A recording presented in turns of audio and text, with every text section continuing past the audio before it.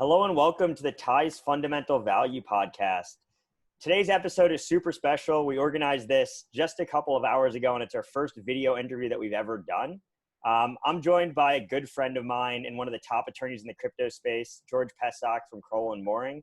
As many of you may have seen today, there were a number of regulatory rulings that came out against BitMEX.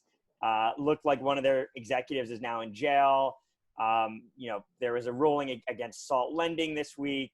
There was a ruling against Kin. I mean, there's just so much to unpack. And I thought, time to do a timely episode, a casual episode with George, because he's got so much insight to share. So before we even get started, just want to, say, as per usual, this is not investment advice, but also this is not legal advice whatsoever. George has been nice enough to talk to us today on very short notice. Just as you guys haven't spent, weeks parsing through documents that came out 4 hours ago, George doesn't have the time to do that either. So this is going to be a bit off the cuff. If anything that George says interests you, definitely reach out to him. But yeah, so George, thanks so much for doing this. Yeah, look, super excited to be here. Thanks for having me. My head is still spinning from all the news that's been coming out. So I'm just I'm excited to talk about it. Not necessarily like you mentioned, it may not be legal advice or you shouldn't rely on it. This is just more of a conversation because I love the space. Been thinking about it for a while. A lot of the actions that are coming out now are came out against companies that I've been following for multiple years, right? And we've all been wondering. And BitMEX, man, talk about open and notorious.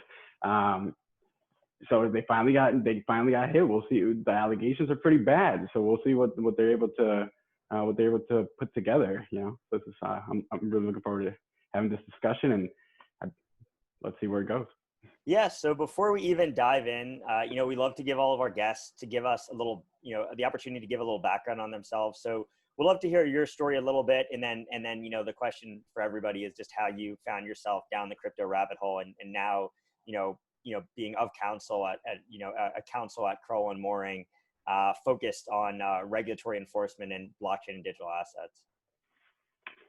Yeah, just like many people's stories that I've heard in the crypto space, I so early on into my legal career, very like my second year, I had a friend that I went to law school with, and we actually studied for the bar together. And now he's pretty big in the crypto space, so shout out to him. You know who you are. So when we were studying for the bar, he's telling me like, hey, you really should look at this Bitcoin. So I looked it up, and I'm like, so I just want to get back to studying. I look it up instantly. I get all these pop-ups about like, oh, you can hire a hitman, you can buy drugs on Silk Road, but use Bitcoin. I was like, I'm literally studying for the bar. I don't want to lose my license before I even get it. So I was like, no thanks. Then time passes. He's really into it. He's in New York. He's at the Bitcoin center. He's working at day. Well, not getting paid, but he's working at it. And then finally, again, like a year later, he's like, hey, you remember that Bitcoin thing I told you about? Remember what the price was? It was like, I don't remember the price, but it had like tripled since then. And he's like, you need to buy, and also you need to buy this Ethereum thing. So mind you, I'm still pretty fresh out of law school, still trying to pay off my student loans. I put in a couple of grand into it because I'm not going to make the same mistake twice. And then within a month, I've like doubled or tripled my money. Now I'm thinking I'm going to quit my job. This is what I'm going to do. Thank you, buddy. This is the best thing. I'm Warren Buffett now first, but then reality set in, and I'm like, oh, I still have bills. I can't just quit because I don't have money to invest. But then I started. So I was already doing securities regulation and enforcement and compliance work in this, and then I realized, I started thinking about it. There's a lot of correlation here, and I'm pretty certain that the regulators are going to have an issue with this, right? These issuances. So I started moving my practice. Lo and behold, after giving away a bunch of his time, my friend gets picked up to be the general counsel of an exchange. He remembered me, and we started working together. Got great experience really early on. Haven't looked back since. So I've been in the space now for almost 4 years now. Can't believe it. So I consider myself a veteran at this point. But like I said, these are the cases, the actions that came out this week are cases that I've been following since I got started because they're big.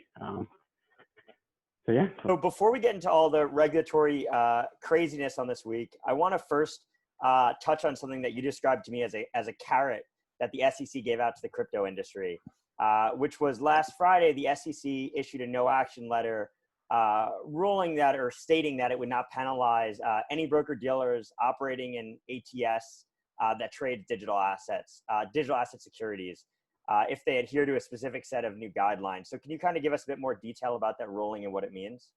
Yeah, so what the SEC did is it issued its third ever crypto no action relief, right? And what a no action relief is, it's essentially the SEC saying that if you abide by these strict parameters or these facts presented in this scenario, we won't recommend enforcement against you. In other words, we won't charge you with any violations of the securities laws. And in this one, it was a fairly nuanced distinction that I was making. It's very important for ATSs and broker dealers, right? Because it's very pertinent to them. It limits their risk, and I think it makes the ATSs function a little bit better by cutting out one of the steps and making sure that the trades are more certain to be consummated. But so it was definitely a carrot. It wasn't that exciting, right? That's the one thing. The crypto space has completely ruined me. Like it's like I'm excited about big things now. It's like it's like when my 401k goes up like 5%, I'm like, oh, whatever. But I could have made that in crypto in 2 hours. But so again, like this was a big deal. It is a positive. It shows that the SEC is willing to work with companies that are really trying to do the right thing under these circumstances, because it isn't a whole new world, right? And everybody's trying to figure out what the best way forward is, and the rules are kind of catching up as we move along. So basically, my takeaway from that no action was the SEC saying like, hey guys, we're still willing to play ball. Come talk to us. We'll work with you. So does that mean that I'm no expert in this field, by the way, which everybody already knew. But does that mean that if you had a traditional broker dealer license, you could also just list digital assets, and there would be, the SEC is basically saying that's fine? Like, do you have to get any specific BD licensing for? Because I know there are different types of broker dealers. Like, what does that actually mean in terms of broker dealer licensing? Oh yeah, I know this really doesn't touch on the licensing at all, right? So yeah, you can be a broker dealer, but then an ATS is different. That's an alternate trading system that allows you to post bids and asks of these digital securities. But even then, you could be an ATS and not be authorized to do digital securities, right? So this doesn't wholly separate. Going down the wrong rabbit hole. Let's not go down the rabbit hole. Yeah, you really showed that you're not an expert, Josh. All right, I appreciate it.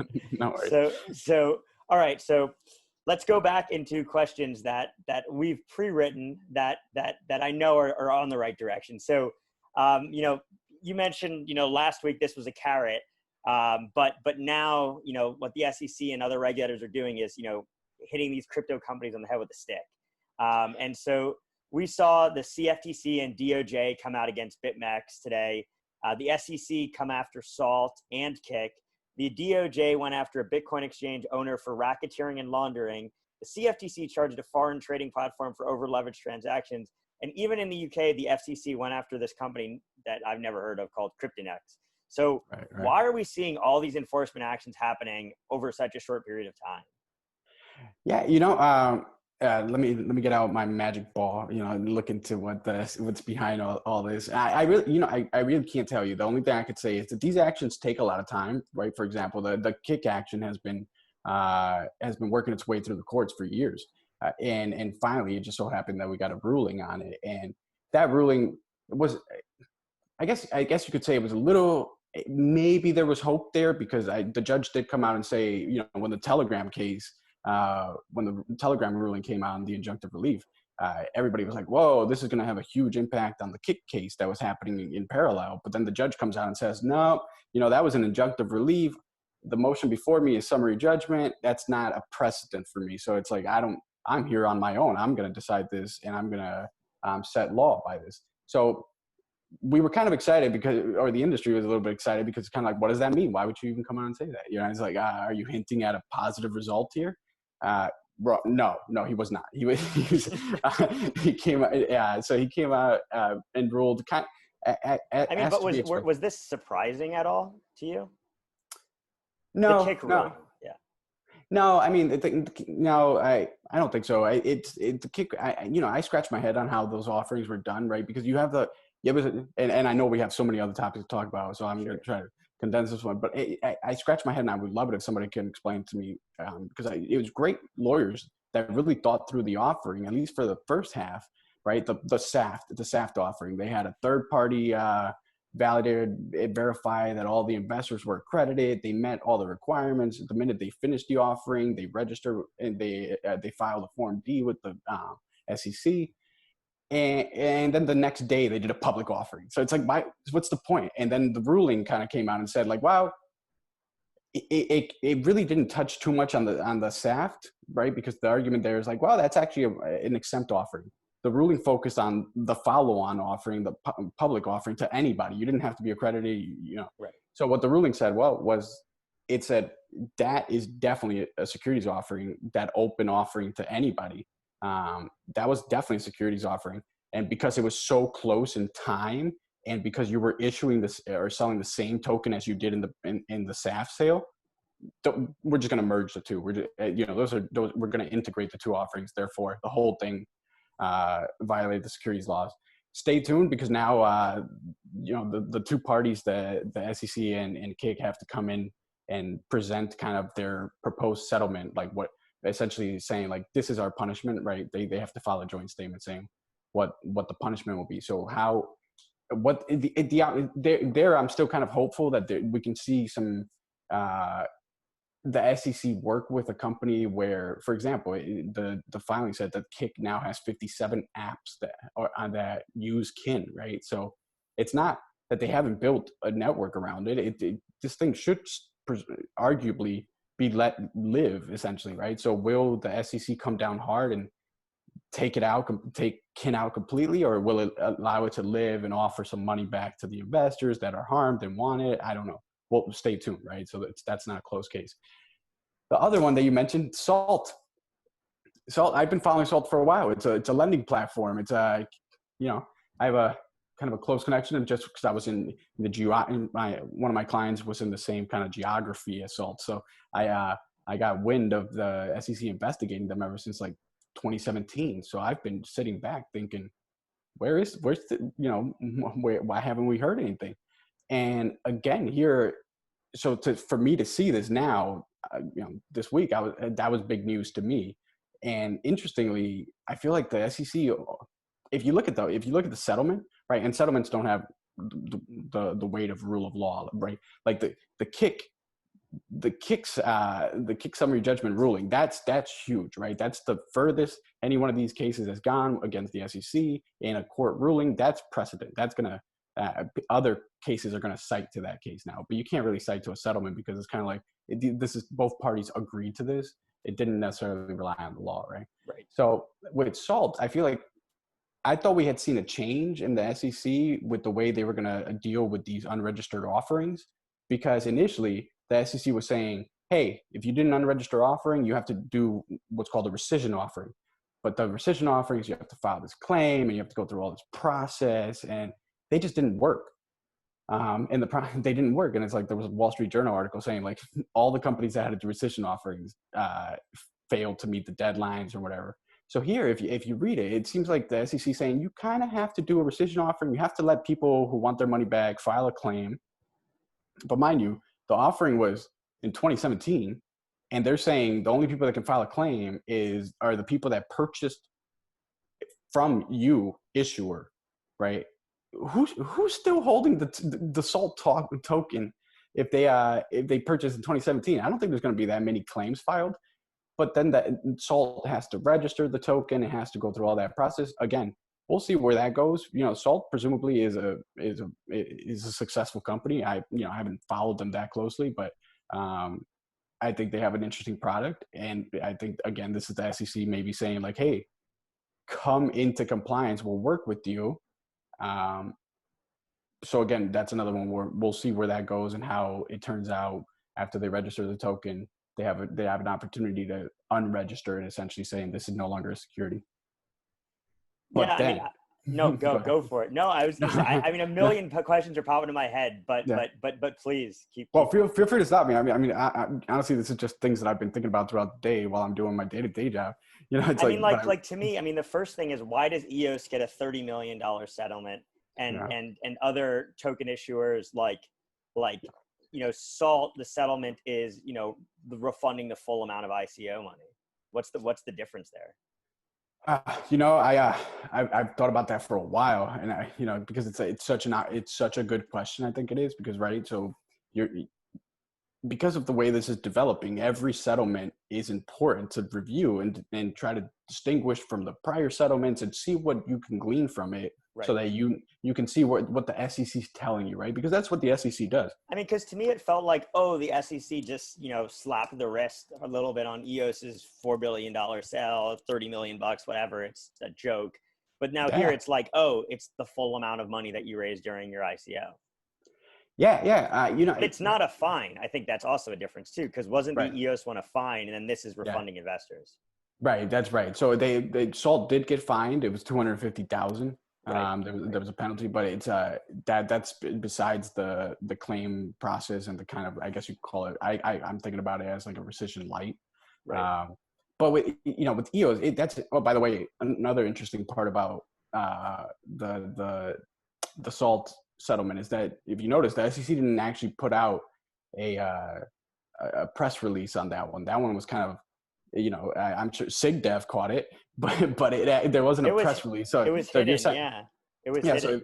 So if you're signed up for the alerts from SEC enforcement, you wouldn't have gotten it, right? The news sources got it, but so I think that's something that's negotiated in these in part of the settlement. This is what I'm saying. There's no prescribed kind of outcome when it's a settlement. It's two parties just agreeing to something. So that was probably something that their counsel negotiated, saying we don't want that publicity. So so that was good. So again, they're flexible. But with the EOS, that's a good question. I get that all the time. I wrote a paper on it, trying to distinguish the two.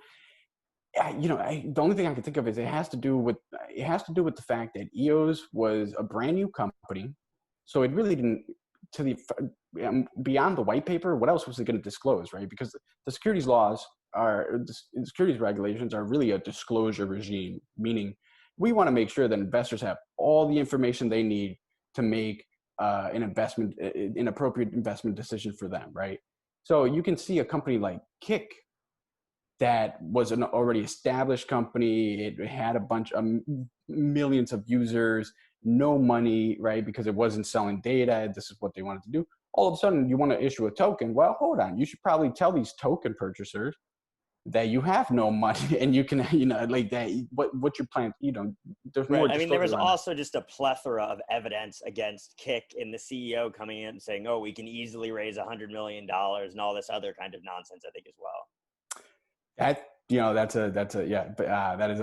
is a good point. So yeah, and we're going to get to that with BitMEX too. And talk about certain things that they said. And I wonder if it's just if you're going to do this, shut up. Don't talk about what you're doing. Well, that's good counsel will always tell you to do that. Make the phone call, get on your phone. Why are you sending this in email? It's going to be found, right? It's like all these communications come up, and then you have to explain them. Don't be braggadocious. Like I think let's just jump to BitMEX. No, let's get into it. All right, let's get into it. Yeah, let's do it. So let's start. I want to separate this into two. There was two things. The first was the CFTC, and the second was the DOJ. So news broke this morning. That the CFTC was charging BitMEX's owners with illegally operating a cryptocurrency derivatives trading platform. Can you give us a bit more background on what happened here and what your initial take is on the broader ramifications of the ruling? Yeah, so so you're right. So there's two portions of this. There's the CFTC, which is civil, meaning they're going after money and penalties, and then there's the DOJ, which means they're going after your time. They're gonna lock you up. So talking about the CFTC has a bunch of rules, just like the SEC, right? The SEC regulates securities offerings and securities platforms and securities trading. The CFTC regulates commodities. commodities trading, commodities platforms, and the derivatives offerings. One key difference is that the CFTC does not regulate the commodity spot market, meaning if I want to trade Bitcoin with you over an exchange, they're not going to regulate that. But if I want to trade a futures based on Bitcoin, that's a derivative, so they will regulate that. The only time that they'll regulate the spot market is if there's fraud, right? So if I tell you, I don't know, I haven't thought about my fraud yet. So it's just fraud. So the CFTC came out and essentially said, like, look, you guys violated all our rules. They said you should have registered as an FCM, DCO, SF. You know, these are sophisticated entities that have some of them were established after Dodd-Frank, so to prevent kind of the financial industry from collapsing, right? From people being over collateralized, not having sufficient money to pay the debts that they're owed, and then that causes a trickle effect. So these regulations serve a significant purpose, and nowhere is it more obvious than when you have an entity like BitMEX, where, at least according to the allegations, they have done trillions. I think it was like 11 trillion equivalent USD value of trades. $1 billion did they say $1 billion in fees for U.S. consumers only? Was it $1 billion in fees overall? Oh man, I just Either saw $1 way, billion it was fees. regardless. It was $1 billion in fees. Good for you, right? Like, so but it's that popular. They're you know, and BitMEX has been in the news. They it's not like they were just a no-name entity, right? BitMEX, everybody kind of knows BitMEX, and it's like 100-to-1 leverage. That's wow. How are they getting away with this? Oh, and it's like, you know, they're wow. 100 times leverage to non-KYC'd retail. Yes. You know, and the allegations that they hold up, they're pretty bad, right? So it's like there was the one what was it, the Hayes? Was it Hayes? Arthur Hayes? Yeah, that is alleged to have said that they moved the company to the Seychelles because it's easy to. You can bribe regulators with coconuts. Yeah, you know, and that wasn't apparently an alleged thing. That was in the DOJ, not in the CFTC thing. But the DOJ said that. Yeah, he said it. They said that that's something he said. There are, you know, until proven in court, it's allegedly, right? So you got to sprinkle some allegedly on that. Sure. So, you know, allegedly, if they said that, that's pretty damning, right? And it just goes to show that they weren't careful about it, right? It's like they were apparently counseled on this, allegedly counseled on their requirements. So they put up a facade, put up a essentially IP block so that U.S. customers can't jump on, but apparently they only checked your IP once. So if you used the VPN or somehow got on the network, I mean, they had 80,000 active U.S. clients. Yeah, right. It's like like I said, open and notorious. So I've been sitting back again. I'm watching the industry, and one of the main reasons that I've been watching these for a long time is because you got to imagine, from my perspective as an attorney counseling companies in this industry, generally being the bad guy, having to be like, wow, you know, you really can't do that. Well, you really should know who your customers are, and you really, FinCEN is a thing, AML, BSA, got to do it. Sorry. And what I get all the time from clients is like, well, what about X company? What about that company? What about BitMEX? Why they can do it? They can make $1 billion. Why do I have to, why do I have to do all these requirements? And like, you know, so to a certain extent, it's kind of like, wow, I'm really excited to see where this goes, because finally I can call these clients up and be like, see, that's what I was talking. But one of the interesting things that stood out to me in the CFTC ruling is that they defined the relevant period as November 2014 to present. So does that put anybody who was previously a violator but is now compliant at risk if they've now cleaned up their act? Because my understanding is that BitMEX decided to add KYC like a couple of months ago, but for August, 6 years prior was not. So what's your perspective there? Yeah, so I feel compelled to say that the CFTC filed a complaint, right? So we don't have a final ruling there yet. We don't know where this is going to go. They are also going to litigate this. It seems like BitMEX was not trying to play ball. You weren't going to get a settlement out of them. because these investigations have been going on for a while. And eventually, the regulator says like, hey, we're going to charge you. Do you want to settle? And BitMEX clearly said, no, we're not going to settle. So I don't think the fact that it goes back to 2014, it really has that big of an impact. It's just like, this is when you started violating our regs, so we're going to charge you with all of it. You really got to look at the statute of limitations and see where it fell with regard to when it was filed and whether there was a tolling agreement. Why? Because, like I said, the CFTC has been investigating BitMEX, allegedly for a while. It's been reported. So what regulators will do is, while they're investigating you, they'll ask you, and you don't have to, but they'll generally ask you to sign a tolling agreement, meaning while we're investigating you, the statute of limitations isn't running, right? So that's why you'll see, generally some of these violations have a 5-year statute of limitations, and 2014 is clearly more than 5 years ago. So presumably there's a tolling agreement in place or something so that the statute of limitations grows. Now, with regard to your question, I don't know. I think if you truly have a good actor, compare it to SALT. Compare the CFTC's action versus the SEC's action. The CFTC's action against BitMEX, versus the SEC on SALT. Yeah. Versus the SEC on SALT, right? So on SALT, like I mentioned earlier, like it seems like the SEC kind of worked with them, and they're not really trying to take them out, right? I think SALT will see the other side of this. At the same time, it didn't seem like BitMEX tried to play ball, so the CFTC is throwing the entire book at them. Like literally, I don't know if there's a registration regime that the CFTC didn't say that BitMEX violated. It's that comprehensive, the charges there. So, and that's just what happens. So it's a case by case analysis. And do you? This is a big question here, so don't feel like you're compelled to answer. Would you have, if you were BitMEX's counsel, would you suggest that they try to settle or that they try to fight, given kind of the allegations that you're seeing from the CFTC? I'm not holding you to this. That's fine. That's fine. It really depends on what the CFTC was offering in return, right? Were they offering to not bring any charges? Let them keep. I don't know. It's a tough question to answer, right? It depends on, did BitMEX would the DOJ and CFTC be coordinated here? Like, could the CFTC say, hey, the DOJ won't go after you if you cooperate with the CFTC, or is that separate? It's separate. They do coordinate, right? It wouldn't be unfounded, but they're very separate entities, right. And one can bring charges without the other. Normally, what you'll see is that if the DOJ brings charges, you'll ask to stay the civil proceedings until you get done with the criminal, right? The ones that could put you behind bars, and then you'll deal with civil.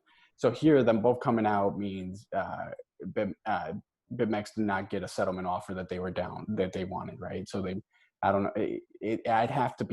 I want to be in the room where it happened for all my Hamilton friends. Right. You have to be in the room. Yeah. So let's dive right into the next part of this, right? Which to me is the more, if I was BitMEX, scary thing, which is the DOJ charging, and this is, quote, the founders and executives of offshore cryptocurrency derivatives exchange with violation of the Bank Secrecy Act. And can you explain to me, what that means for the founders and executives of BitMEX, and how do the ramifications of this differ from the CFTC ruling? And I think you said criminal versus civil is kind of at the lowest level, but would love you to kind of dive in a little bit more. Yeah. So I just for a quick overview, the Bank Secrecy Act is the act that kind of regulates financial institutions and says, hey, you have to know who your customer is, do KYC, and you have to have AML policies and procedures, anti-money laundering. Essentially, we don't want you dealing with terrorists. We don't want you laundering money for bad guys. We don't want you dealing with sanctioned countries. You have, if you're a financial institution, and you're availing yourself to the U.S., it's the U.S. customers and the U.S. kind of regime, then you have to follow certain rules. So violations are significant, and here the fact that, well, not the fact, the allegations are pretty egregious, right? So we have sanctions against Iran, meaning you can't You can't transact or do business dealings with Iran generally, and or certain individuals from Iran that are on the SDN list. Here, we have allegations that not only were Iranians allowed to be on the platform, the individuals charged knowingly allowed them to. And in other words, they had conversations with Iranians that were trading on the platform. It's like, that's really bad, right? So this can get bad, right? Each one of they charge, I think, with like two charges a piece. Each one carries a 5-year minimum. If I was a betting man, which I clearly am because I trade crypto, I'd say we're going to see more charges. I wouldn't put it past the superseding indictment here, because it seems like this is really bad. They have a lot, you have a lot of agencies that have been doing investigations. They'll share some of the information. They'll see the charges filed, the complaints filed by each, and then they'll be like, "Well, actually, that's a violation of this. That's a violation of this code." So it might get worse before it gets better for them. So I guess BitMEX needs a couple more coconuts. Well, no, I mean, that's why they left the U.S., because Yeah. You can't bribe with coconuts. They need something better. So my quick question is just, we've seen a lot of other rulings outside of crypto, right? Against Wells Fargo, there was no criminal charges. There were no criminal charges during the, financial crisis. And there've been plenty of other times where there are seemingly slightly more egregious violations, but that didn't bring criminal charges. But, for, failure to do KYC, you're mentioning that there's, potential minimum levels of imprisonment. So would love to kind of hear your perspective on why what the difference you think is there, or if somebody has a grudge against these guys or crypto. Yeah, and again, I'm not making a judgment call myself. I wasn't in the room. I'm just looking at the allegations and what we know of BitMEX, just because they have a relatively long history. I would disagree that their actions were, with your characterization, that they were less egregious than what we've seen in the the financial crisis or these other companies. They were Wells Fargo creating millions of fake accounts. Yeah, right. But who was harmed there? It's like, well, yes, you've got some harm to investors, and now they're paying up, right? Wells Fargo's, there was a class action. I think they're going to pay some money. Well, BitMEX, there was allegations there that there was a hack of another exchange or something, and they knew that the hackers were laundering the money, essentially making it untraceable or harder for law enforcement to trace through their platform, and they did nothing about it. Right. So it's like there's allegations that there were some seriously bad hombres, doing some bad stuff on that platform, and they did nothing about it. So it's like they were knowingly being bad about it. And the major difference, it seems like they didn't want to play ball or like make things right. They weren't trying to do something. They weren't trying to do the right thing, and just happened to get caught like doing the wrong thing or didn't follow a rule or something. Right. They were open and notoriously allegedly violating the rules, right? Because we've seen some of them on Twitter just going out and saying dumb things too over the last few years. Oh my God. But I think it was like 2013, 2014 that FinCEN said, hey, crypto, you still have to do AML. You have to do KYC. If you're doing exchanges in it, you essentially put the market on notice, and they didn't do it. Everybody else was starting to come into, begrudgingly come into compliance in the crypto space. Binance lost Binance US, FTX did FTX US, Bittrex, I think, separated out a couple entities. Circle moved Poloniex out of the US to Bermuda, and I think maybe stopped. Yeah. So meanwhile, allegedly, BitMEX just put up this facade saying like, oh, we're leaving the US. But then when you actually, dug a little deeper, it turns out, no, actually it's very easy. And they were letting their friends in, didn't have to worry about it. It's kind of like, the allegations against them do not paint them in a very, very any good light. So yeah. And I mean, to add to that, speaking of the US, multiple of the BitMEX executives are also U.S. citizens. Arthur Hayes and Samuel Reed, both U.S. citizens. Samuel lives in the U.S., lived in the U.S. since BitMEX launch. Arthur holds his shares in BitMEX in a Delaware LLC, and all of the banking is done in the U.S.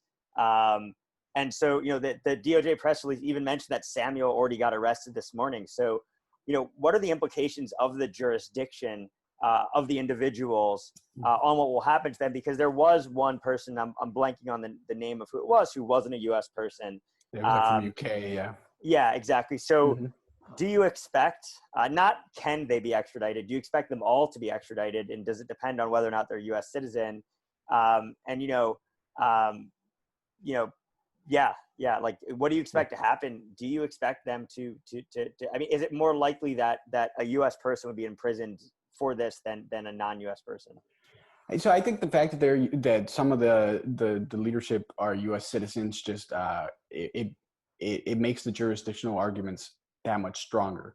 I think they're all in the same boat in the sense that you don't have to be a U.S. citizen. You just have to be you have to be doing transactions or somehow allowing U.S. customers on your platform. I mean, they had nexus in the U.S. You have to have a nexus, and it's so clear here that they all had a nexus. And it would be something different if really they did just, as soon as they found out they had to do AML, KYC, or somehow that they didn't want to deal with all the regulations in the U.S. If they really did everything in their power to like cut off the U.S., right? Obviously, there's technological impediments there because people can VPN. It's like, how effective is your VPN block?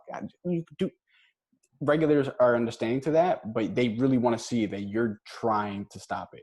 Right. This was not happening here. They at least not what the allegations are. So the jurisdictional argument here is strong. The fact that some of the individuals are U.S. citizens makes it stronger. I don't think that they're going to I don't think they're going to be off the hook because you have a UK citizen or something.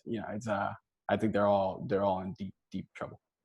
So my question is this a good thing or a bad thing for crypto? Because in my mind, it's actually kind of a good thing. I mean, I think that, in crypto, we talk all the time about wanting to get an ETF approved, right? And I think that, having increasingly more volume on regulated exchanges is probably only a positive, especially we're seeing a lot of CFTC regulated derivatives exchanges that are now, like, the CME is doing a tremendous amount of volume, right? Yeah. And BACT is now doing more volume. And, we're seeing US spot exchanges as well, doing a lot of volume. So to me, I'm like, okay, maybe this is a positive. And also, like, I mean, and you as somebody who trades crypto would know this, like, BitMEX has crashed the crypto market so many times because of all the over leverage that exists in the system.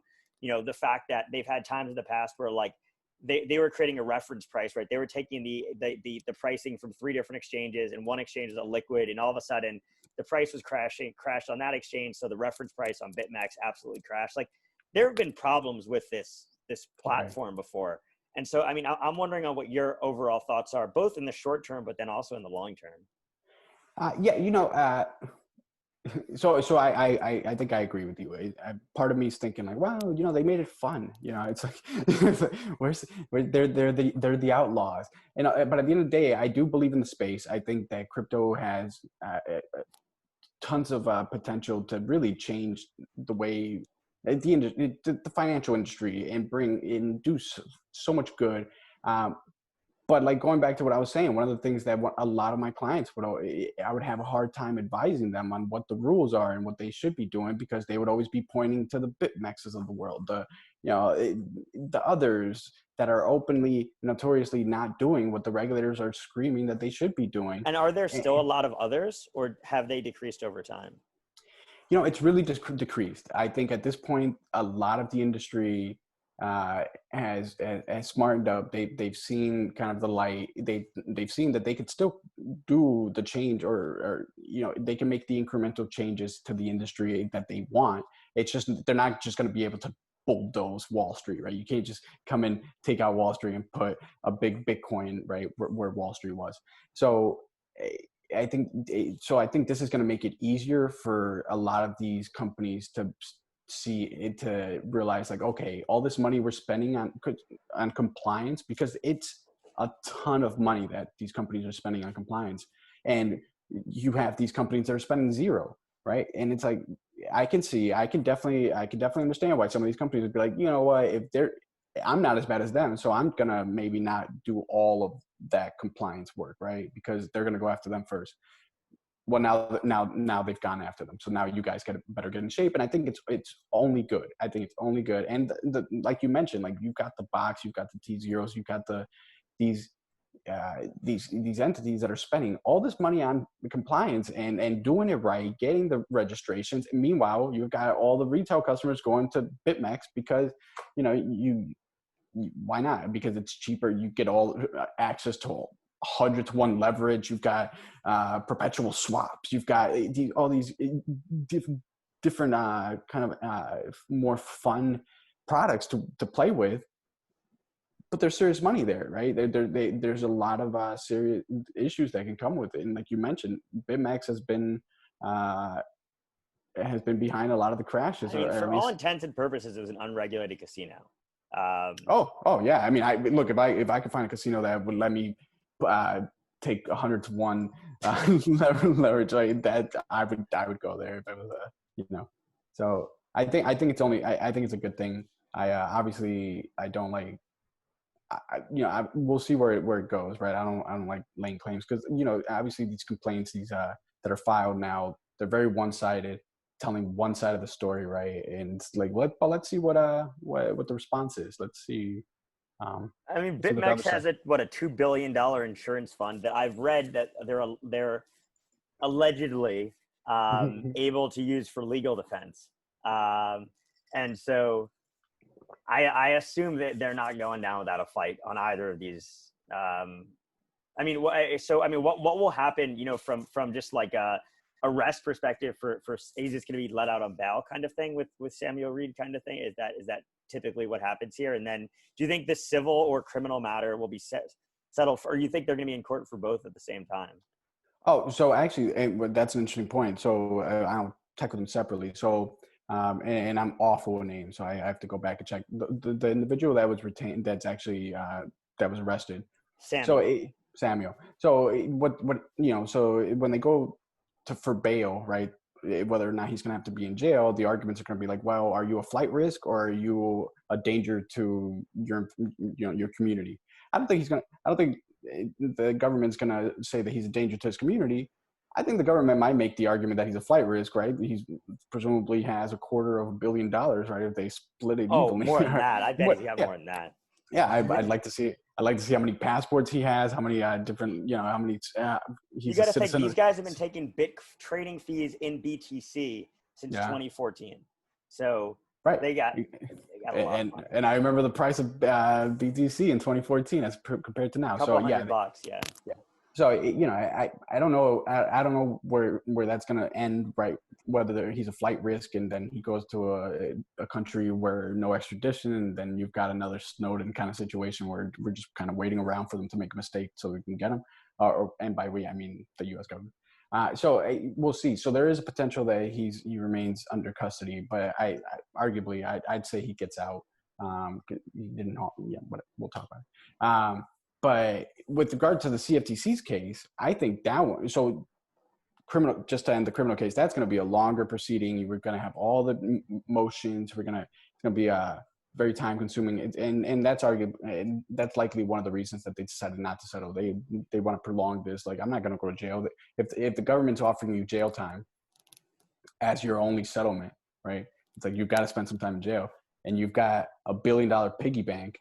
I could see somebody saying, let me stay out of jail for the next 3-4 years while I fight this, right?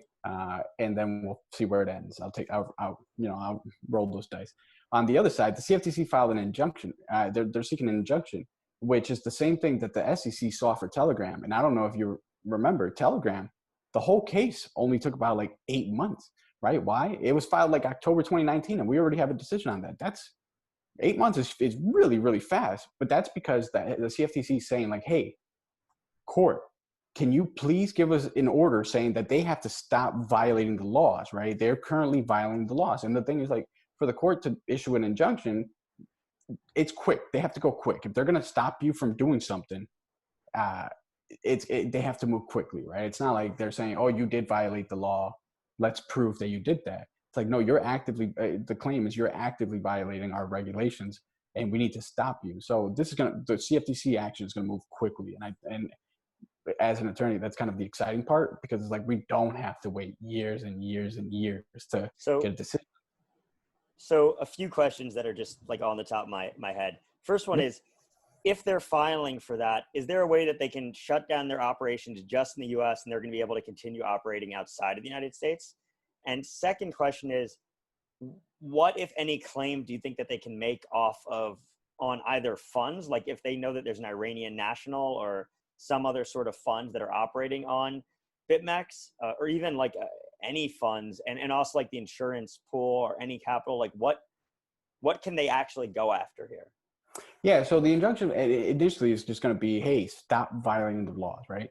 Right. So then I'd have to dig in a little bit deeper as to what exactly they're requesting, but I think it's essentially saying stop violating U.S. laws, right? Because the CFTC doesn't have jurisdiction outside of the U.S. Right. Presumably you can see in a situation where the injunction is narrowly drafted so that you have to stop servicing U.S. customers, and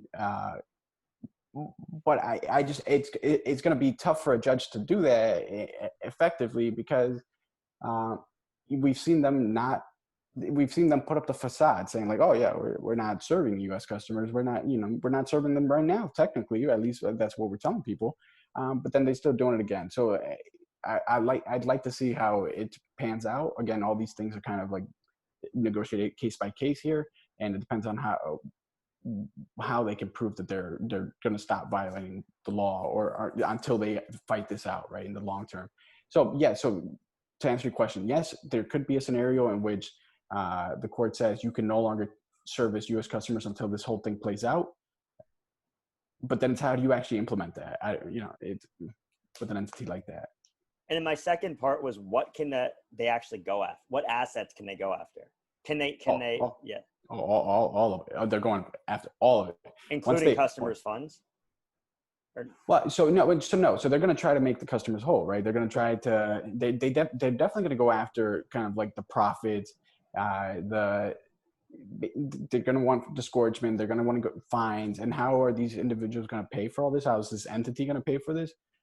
It's going to be that insurance fund. It's going to be all their bank accounts. It's going to be any properties in the U.S. that they have. Hey, they're going to go after, this is serious. And personal assets of the founders as well, right? Oh yeah. That's the key to them being personally named, right? It's like, well, we're not just charging the entity, we're charging you individuals, right? Meaning we're going after everything you've got, and if you try to get slick and transfer some funds to a friend or something, we're gonna try to get those. If you looked at with Arthur, they also mentioned specifically his holdings in some Delaware LLC that represent BitMEX and HDR Global and whatever, all 100X Group. They also mentioned his crypto holdings at a separate Hong Kong based entity as well. So they clearly, there was two clear, piles of capital that they were going after. Well, and that's the thing. They want to make sure that when they do get a judgment, that they're able to attach everything, right? They don't want these guys having a piggy bank. And I don't know if you saw Shawshank Redemption. What's that beach, Swatnehu, whatever. Right. It's like, I'll meet you in Swatnehu, right? Once we're done with all this, they're gonna find out about that. They're gonna make sure that that they pay, to the extent that they're found guilty, that they pay everything that they owe. And that's part of it. And this is not a new trick. Companies always put up like shell companies and all this different these different corporate structures, all these different entities, to try to like minimize the likelihood of them finding everything. And the great thing here, if you're a regulator, is it's easier to regulate crypto than it is to regulate the US dollar, because it's easier to track. You can track all the deposits that have ever gone into BitMEX and the wallet addresses they're going to afterwards. Right? Yeah. Well, tell that to the IRS with their battle with Monero right now, right? What kind of crazy world we live in? The IRS is saying, "I'll give you $1 million to crack Monero." That's interesting. We see it every day. Like every other day, freaking. And it actually brings me to my next question as well. But like every day we're seeing like Chainalysis and another company get like another giant contract with governments to do this. Yeah, we are. I agree. Yeah. Question. And no, so my next question is on another company that works with governments, which is Ciphertrace. And so Ciphertrace put out a report today. Funny enough, I don't know if they knew it was happening, but it just was really interesting timing, that 56% of virtual asset service providers lack strong KYC practices, and 81% of decentralized exchanges have little to no user verification. So do you think that US regulators are making an example of BitMEX so that these platforms change their practices? Or do you think this is just the beginning of the next wave of regulatory clampdowns, in particular on exchanges? You know, I guess I feel I And don't maybe want to they're say not that. mutually exclusive. Yeah, I guess I don't know. I don't know if I want to say that they're making an example. I just think that, you know, BitMEX, to the extent that they were doing something, they're violating rules. They were, again, I keep going back to the same terms. They were pretty open and notorious about it. Right. I think right. so. Yeah. So I guess the regulator would go after the most open and notorious violators, and with the hopes that, you know, others that are actually trying to do the right thing, and they're, you know, others that have like straight arguments that you can make with a straight face, right? That's saying like, look, this is why we're different. This is why we don't fall in here. Like, let's talk. The regulator's saying, let's talk, but you can't just be out. This is not the wild, wild west. So I do think that, you know, this is definitely if I'm a market participant, if I'm an exchange, maybe with some practices that are questionable, this may make me think twice, or at least this may make me call counsel and be like, hey, man, should we be opening this dialogue with the regulator? And to be fair, generally as like enforcement counsel, I'm always torn, because I have a lot of clients that are like, well, do we go talk to the regulator? And the thing is, like, for a while, I generally said no, because you never got a yes out of them. You a lot of times got a no. And so it's like, what's the point? You know, it's like, what is the point? But recently, personal experience and also anecdotal experience from other practitioners, I've heard that the regulator is actually open for business, in the sense that they really are trying. They are giving good answers. They're telling people, look, we're not going to come out and issue a no action letter because we're not really ready to take that position publicly. But to the extent that this gives you any comfort, you can go ahead. You're not top priority. And to be fair, I've also had clients that the SEC was investigating, the CFTC was investigating them recently. To my pleasant surprise, they've let them go. They've actually said, we're not going to push recommend charges, and it's against entities that I think. And that's a big deal, saying we're not going to recommend charges. Huge deal, because I've been in the space, you know, I've worked with these regulators long enough to know that they much rather sit. They much rather just not, if they're investigating, they much not do anything, because why would they take a position once they have this internal system? The minute they say not recommending charges, that gets put into the system. So then if you have the same, you know, regulator for, like, let's say it's a SEC, if the New York office closes a case on you, and then somebody files a complaint with you with the SEC in California or something, it'll pop up, be like, oh, they've already been investigated, they closed the case, I'm not going to open the case. It's a pretty big deal. It's pretty rare that, for example, that EOS got this $24 million settlement, and that then you're going to hear about another SEC case related to that same topic. No, I mean, that's conclusive there. So to get that in writing, it's like, wow, okay. It just shows that the regulator, and that goes back to how we started this, right? There really is a carrot. They're saying we're open for business, but look, we're also carrying this ginormous stick, and we're okay beating everybody over the head with it if we have to. So I think, you know, it's an interesting times, but I think it's also a good thing. I think it's also a good transition into our next question. So this was a crowdsourced one from one of our good friends, Nate Whitehill, who's the CEO of CryptoSlate. And I think, given our conversation, I already know your answer, but you know, the first is just, you know, what do you think the chances are that Binance gets the same treatment as BitMEX? Because it's clear that this is something that they were doing a few years ago, but now they've launched, you know, Binance US and are complying with all regulations. And so my initial thought is your answer is going to be, you know, they're trying to do the right thing, and the regulators are going to see that. But do you think that they could still be liable for what happened before, or do you think it's likely? Yeah, you know, I don't know. I think I think at this point it's as likely that Binance is going to rule the world in 5 years as it's likely that they're going to be the next BitMEX, right? Binance is it's really interesting, right? Because I think like initially at the start, they were right there with BitMEX, where with all these different stories about how all this wash trading, about all their volume is fake, how they're doing all these shady practices. But all of a sudden, I don't know when it happened, but now they're like a legit company. They're really abiding by Binance US. It seemed like they were doing everything right. They opened up shop only in the states where they had money services business licenses, that they were rolling They're out. going a state at a time now. A state at a time. It's like, seems like they're doing everything right. So I don't know. I don't know if the regulator has the appetite. And I'm not like I understand that the industry and the regulators don't always get along, and I just sit in the middle, really. I think that the regulator really is trying to do the right thing, not trying to kill the industry. If you don't believe me, look at they bent over backwards, I think, to not take out Ether, right? We could that's maybe a discussion for another time, but they really are trying here. So to the extent that Binance is doing things right, that liability never goes away. And it's funny, a lot of my clients, because they're like business people, it's always funny to me because I'll present them with, hey, here's your risk, here's the decisions. And then sometimes they'll take the risk, right? But the minute they take that affirmative action, it's like, it's gone. So when the regulator comes calling, they're like, what the hell? I didn't, it's like, well, remember when you decided to take that risk? This is the result. So to your point and to your question, no, just because they're doing the right thing now does not mean that the risk or the liability that they've accrued in the past goes away. The question is, what's the regulator's appetite here? Are they going to hit them with a minuscule fine like they did with EOS, or are they going to bring criminal charges and trying to lock some people up? Right.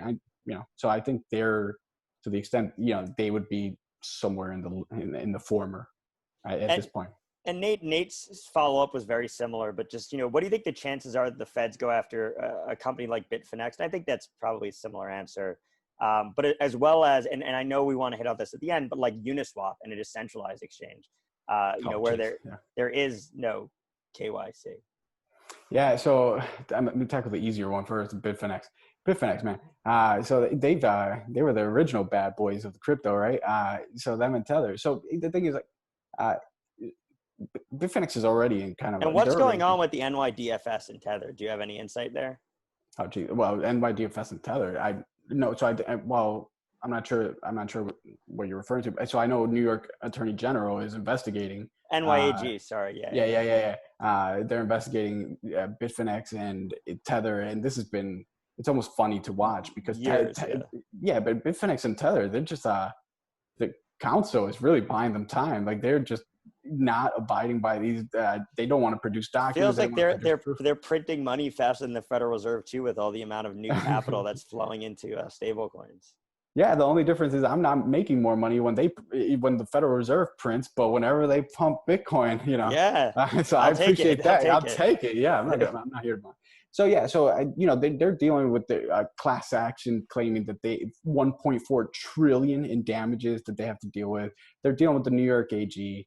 There's other regulators. I think I think I'm not gonna forego a federal action. I think that the feds are waiting in the sidelines, seeing let's let them develop the case. Let's let all these other lawsuits, because the public record. Then the feds just have to come in and be like, oh, well, here's your deposition from here. Here's what your public statements here. Here's my case. You've made my case. So, I'm not. I wouldn't say that there wouldn't be a charge there, but I think Bitfinex is already dealing with a bunch of stuff. So. With regard to your second part of that question, that's a good one, right? What is this?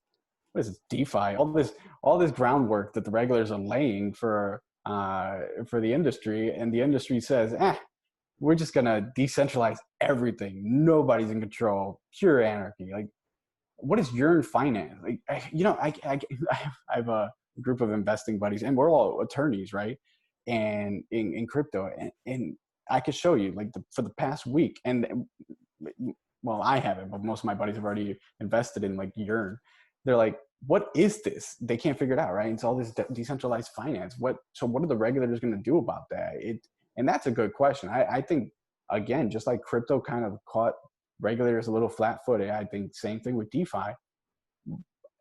I have a theory here, and it's going to take time to play out, but I want to mark it here. On October 1st, 2020, I went public saying that the CFTC is building case law through its spoofing charges so that it can go after the developers of code that violates their rules.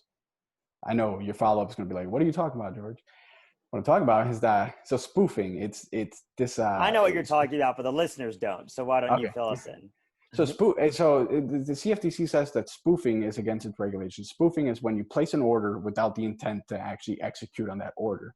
And this has been something that traders do a lot, historically, because it shows them the depth of the order book, right? So it's like, wow, if I place an order and I remove it, right? How far, whatever, it gives them information. And we saw just this week, JP Morgan getting fined $920 million for spoofing. Right. So they're telling the market this is a big deal. We're taking this seriously. And I've had spoofing cases going all the way back to like 2017, and I think the rule came out 2014. So it's like I've been in it for a while, so I've been following this. Interestingly, what happened? The first criminal case against a spoofer was the Kosha case, and he's been indicted. He's doing time, and he caused a flash crash.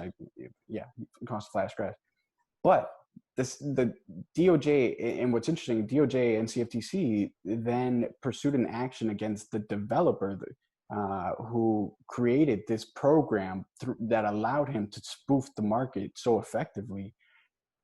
The DOJ's case fell apart. They hung juries twice. They decided that, the jury came out and said it was like 10-2, only 2 wanted to prosecute, 10 wanted to acquit. So the DOJ said, we're not going for criminal charges, right?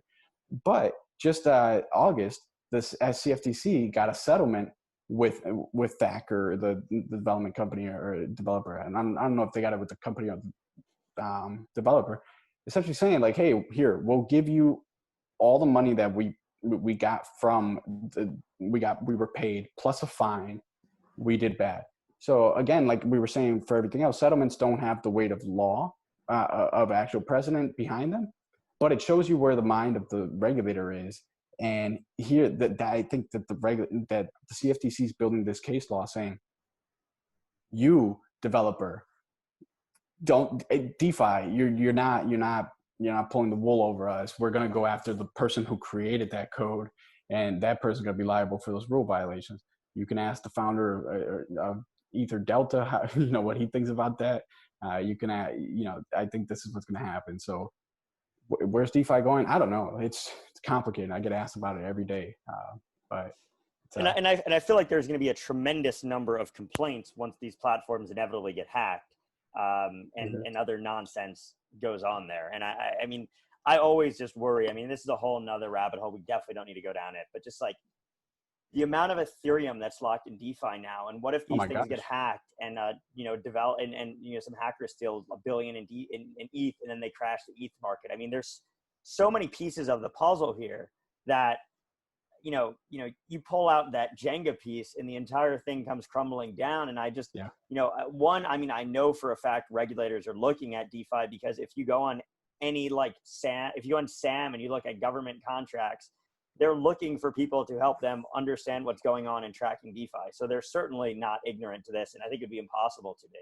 I think you're right. I mean, I think anybody who's just spinning up a DeFi protocol like hamburger, sushi, whatever, swap. I don't know. I wouldn't feel too confident if I was the person developing that. Yeah, it's interesting because at the same time, I think DeFi does have some good applications. And I think if you develop it right and if you think through what the regulator is going to be concerned about, and you make sure that you build in some safety. I mean, we said earlier, Ciphertrace at 81% weren't doing any user verification. So if you do some, right? If you do some, you're already within the minority, and the regulator is too busy with the open and notorious entities. So this is why I got into crypto, and this is why I'm still in crypto, and this is why I will remain in crypto. It's because it makes my job fun. It presents really tough questions. It makes you question everything. Like, when was the last time you thought about what money is, right? Like, are crypto kitties money? Well, yeah, it turns out, yes. You know, it's like, it turns everything on its head, makes you think about every assumption that you've made in the past. And it's like, I'm going to be here and I'm going to be rooting on the industry, even when I'm, even when I'm old, and, I'm telling my kids not to put their money in your, because nobody knows what the hell it is. So, and we hit on this before, but I think we can move on for BitMEX. I think I've hit on all the questions. If anybody else has additional questions on BitMEX, I'll put in the description how you can reach out to George. But moving on from exchanges, a big story that we hit on very briefly was the SALT lending, and we hit on the $47 million ICO for conducting a security sale or an unregistered security sale. What do you think? What do you think the implications of this are for sales going forward, but also for other sales that have happened in the past?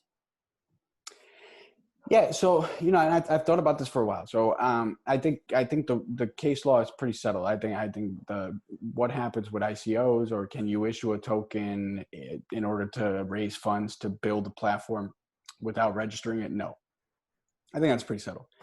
I think with regard to what's happened in the past, one theory that I have that's pretty interesting that we haven't seen play out yet comes out of the Telegram case, where the ruling there was that SAFT investors are statutory underwriters, therefore they're actually participants in the distribution, right?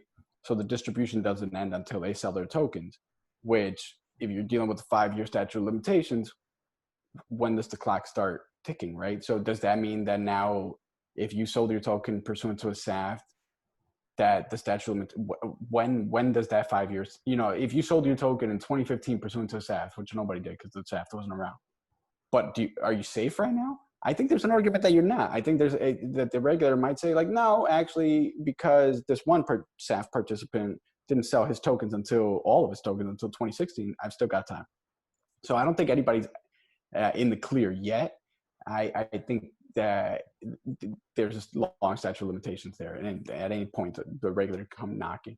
The token offerings, I think we're pretty clear. The rules are kind of set there, and I think there are ways to do them. And I think that's one of the reasons that the SEC came out with this no action relief, saying, like, look, you want to issue a token, issue a security token on an ATS. Let's play ball. This is not the wild, wild west. This is the route. We're going to come after you if you did it this way.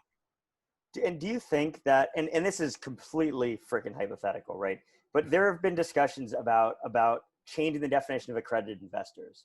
And so do you think that if that definition changes, right, and anybody can be an accredited investor, right? And I know they just extended it. So if you have, I think it's Series 7 or Series 63, you count under that definition, and there's, a few different kind of exceptions. But hypothetically, if the SEC removed any sort of definition around accredited investor, would that open up a can of wormholes again for token issuers to just go out there and have a field day?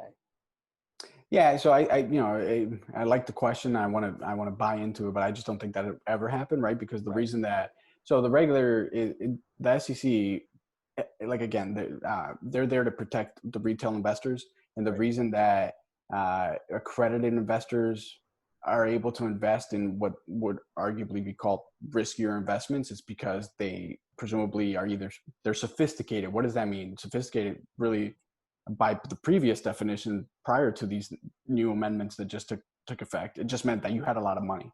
Essentially, you had the money to lose, and you'll be fine. So now they've brought in the definition to include, like, oh, you can be sophisticated because you're smart too. So you too can take on this additional risk. I don't think there's ever going to be a time where the SEC says, well, play ball, everybody go ahead and just invest, right? They still have to protect what they refer to as a retail investor. And you could think of them as, like, if you're calling accredited investors sophisticated, I guess they would call them unsophisticated, right? They have to protect the unsophisticated investors from being preyed upon by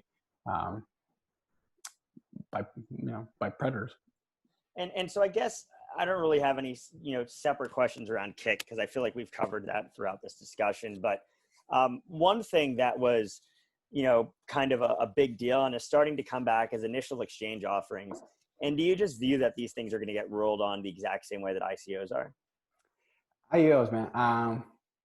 That's funny because so when the ICO craze is dying down, everybody's either doing a SAFT or everybody's calling to be like, hey, you doing IEOs? And I never understood why exchanges got behind it. I called all my friends that were at exchange. I'm like, how are you guys getting any Binance comfort? is actively doing them. Binance Launchpad, I think actually during our discussion I think I just got an alert, may have added another token. SigDev, guys, get SigDev. I'm gonna do a plug. I know it's not even my product. Flamingo Finance. Yeah, is it allowed in the U.S. or is it in Binance International? Oh, this was last week that they did it. It was an update. Not in the U.S. Not in the U.S. Well, that's the thing, right? So I think what's happening is that these offerings are happening outside of the U.S., which is one of the main arguments as to that's pushing all this new regulation within the U.S. or like this huge push, like, hey, U.S. regulators, stop being so hard on the industry because everything's just going to move abroad. And I think that's what's happening, right? With these IEOs, that the exchanges are doing them and they're blocking U.S. customers. Now, you always have the risk of like, well, is somebody from the U.S. VPNing into your exchange, and are you somehow going to avail yourself to the U.S. Jurisdiction? I think that's a very real concern that should be thought through. And I think that the exchanges take a large risk by doing these, because essentially they're saying like, hey, issuer, come to us. We'll issue your token. We'll do the KYC. We'll make sure that all the customers meet the requirements. And, this is a perk. And it's everybody's chasing that almighty dollar, peso, fiat or crypto, right? They're just trying to get the volume on their exchange. And it's like, well, be careful how you chase it. And I think that, if you can do them outside, and obviously I'm only speaking about U.S. Laws. The whole world has its own laws and regulations. So if you do them outside the U.S., really, then yeah, go ahead. You won't have to worry about the U.S. regulators. But IEOs I think if you bring them to the U.S., they'll be the exact same thing as ICOs, just worse, because now you've got exchanges that have presumably deeper pockets. Yeah, and deeper pockets. You're going to have more class actions going after them. It's like, because right now you have all these class actions going after token issuers that have no money. It's like, there's going to be nothing to go after. But and so I got a couple other crowdsourced questions here, and we can go on them quick. From Colin Post, who said, wait, I want to quote what Colin Post said. He said, and I quote, "George is dope." So Colin's a big fan of yours. All right, thanks, Colin. Colin wanted to know about the new bills in the House, the Securities Clarity Act and the Digital Commodity Exchange Act, whether you had any thoughts on those specifically. I actually do, and now I feel like a jerk saying this because Colin says Colin thinks you're dope. Yeah, I know. Geez, now he's gonna be like, that guy's a jerk. So it's funny because I was gonna think you're a dope. Yeah, yeah, exactly. So I'm going to tell you the same thing I told my other friend that when he reached out, he was like, yeah, you heard about these bills? And I was like, so all I did is I sent them the link to the video, the Schoolhouse Rock, how a bill becomes a law. And it's like, you're at the first step. Let's wait to get excited until we get a little further down that road. And the reason I'm so cynical about this, and I don't know what this says about me, but in law school, I was really interested in insider trading laws and how they developed. So I literally wrote a note on this where I did way too much research on it, and I tracked insider trading laws. Because my whole thing is like, why can't we just define insider trading? Why does it have to be prosecuted under like a general fraud statute, right? Like, I think that could be separate. I think we all have an idea of what insider trading is. Why can't we just codify that? Well, I'll tell you why. It's because they've had many opportunities to do so, and Congress has been behind the push to codify it. And the SEC always comes in and says, we don't want to codify it. We like prosecuting under this broad anti-fraud because it gives us the ability to adapt our laws to ever-changing schemes, right? And I think they're going to make the exact same argument for crypto that they did for insider trading that they've done for everyone. It's not the first time that people are screaming like, why are you applying these 80-year-old laws to this brand new industry? 30 years ago, they were saying, why are you applying these 50-year-old laws to this, brand new? Kick's ruling today was based off the 3 prongs of the Howey test, being a security. So. Exactly. I think it's time tested. And I don't think the SEC wants to change it. The SEC works.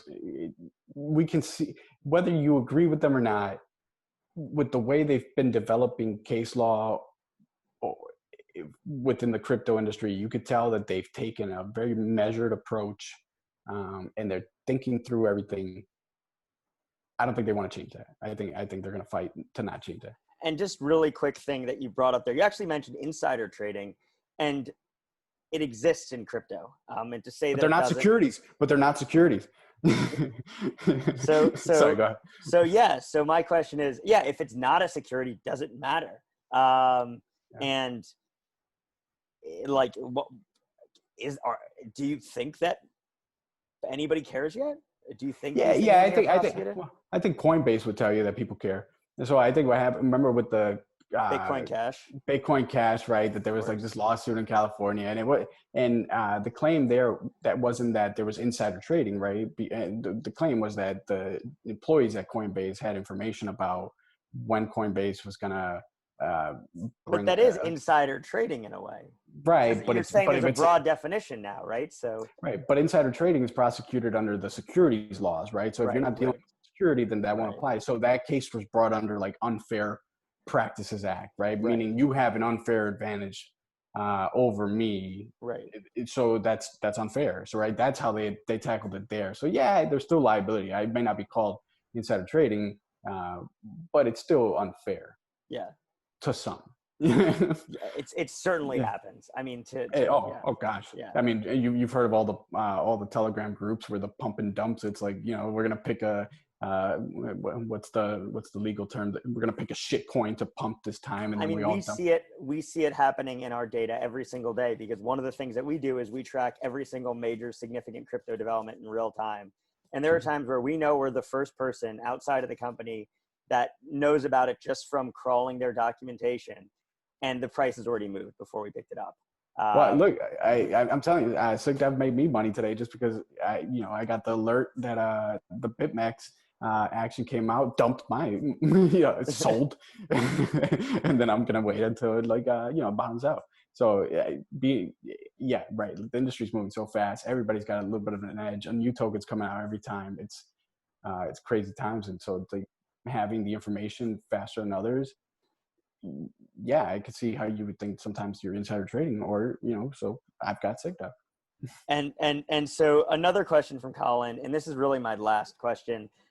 He just wanted to know your thoughts on all these OCC rulings. Ruling that federally chartered banks and thrifts may provide custody services for crypto, and I think there was a couple others before then. And so what are your thoughts? What does this mean? What are the implications? Yeah, look, I'm a big fan of Brian Brooks, former Coinbase GC, now the commissioner of the OCC. He's really pushing the industry forward. I think that these rules are I take them more symbolic, in the sense that at the moment they're symbolic in saying that industry players, you should really be looking at this industry. We're going to make the rules better for you, easier for you to get into it. So I think that's what's happening right now. The question is, who's actually going to do it? We're not seeing a bunch of JP Morgans. We're not seeing the Wells Fargo being like, oh my God, we can custody crypto. Let's do it. Right. That hasn't happened. No. And you've got a lot of states pushing back, a lot of regulators pushing back on the OCC, saying like, well, you don't even have authority to do that. It's kind of like, so there's going to be a little bit of fight. I always want to see the industry progress, so I like what he's doing. And the OCC is also, it's a presidential appointee, isn't it? So I wonder what happens in the next election cycle too, if there's any change. Yeah, interesting. I get that question a lot, because one of the things that's happening now is, right, we're in an election year. So what's going to happen to crypto legislation, or which party's more favorable? I honestly think the parties have so much more to deal with that they're not really focused on this, and I don't know if there's going to be a major difference. I think that all crypto has to do is just... We should have had Andrew Yang. Oh yeah, exactly. Everybody gets $1,000 in crypto every month. Exactly. Yeah, Everybody gets a free Wi-Fi airdrop. yeah. There you go. So I think I think the industry, and I've said this before, just the industry has to keep maturing, has to stick around, and eventually it's going to be mainstream. But it's a long way ahead. I think it developed in a very weird way because of the ICOs. All of a sudden, all these companies that otherwise would have been knocking at the door of like the Amazons, the Googles, the all these power money, all these wealthy companies be like, hey, look, I've got this great technology. Let's integrate. All these companies got these millions of dollars otherwise that, and they developed the industry that way. And now it's like, that's going away. So what's going to happen? And I think that's where are now. It's like, the industry is saying like, we're not just a program or tech in the background. We are an industry. So let's just see it. And so actually last final fun question, I've been asking this to all of our guests, is if you could join as an advisor to any company that's either directly in crypto, that's touching crypto, or that could potentially touch crypto, what company would it be and why? Oh, that is a fun one. You're in finance. I just want to know what the fuck that is. You know, somebody please send George an email and explain what Wi-Fi is. Yeah, and and it's like I've read it, but it's like a derivative on a derivative on a derivative, and it's like okay. Let me just. Can I get a diagram? Somebody with a diagram. I like to see things, so that's what I would join. I think that's just to know what it does. Just to know. Yeah, it's so interesting, and there's how I feel like it wants to be the Berkshire Hathaways of crypto with its $30,000 per token. Come on now, $30,000 per token. Get out of here, Yeah, there's gonna be Wi-Fi A shares and B shares before we know. Right, exactly. Yeah, no splits ever. It's so it's fun. It's fun times. But that's where I would want to go because I want to know where the industry is going, and it seems like that's where it's going. Cool. So I really appreciate having you on. Can you just let everybody know where they can find out more about you, where they can contact you, where they can find out more about Crowell and what you guys do in crypto? Yeah, look, the name is Jorge Pesok. It's misspelled, so it's Jorge. Talk to my parents. But just hit me up on LinkedIn. I'm not really the Twitter guy. I've got a bunch of kids. I've got a busy schedule. I appreciate Twitter attorneys that put out all the news, but I just can't do it. But LinkedIn, I said this before on my podcast, and I've actually had people reach out, and I love it. And it's like, just reach out if you have questions, if you enjoyed the talk or you want to follow up. I love talking about this. I don't have to bill you for it, but if you've got money and you want me to bill you, I will. Yes, I'm just happy to talk about it. But just hit me up on LinkedIn or go to my page on Crowell, send me an email. I'm happy to chat. All right. Well, thanks so much. I really appreciate this. And I hope this isn't the last time I get to pick your brain on this stuff, because I want to have a recurring, every time something crazy happens, let's pick George's brain over a beer segment. So there you go. I'm happy to have it. We'll have to wait until the next whirlwind week happens. All right. Thanks so much.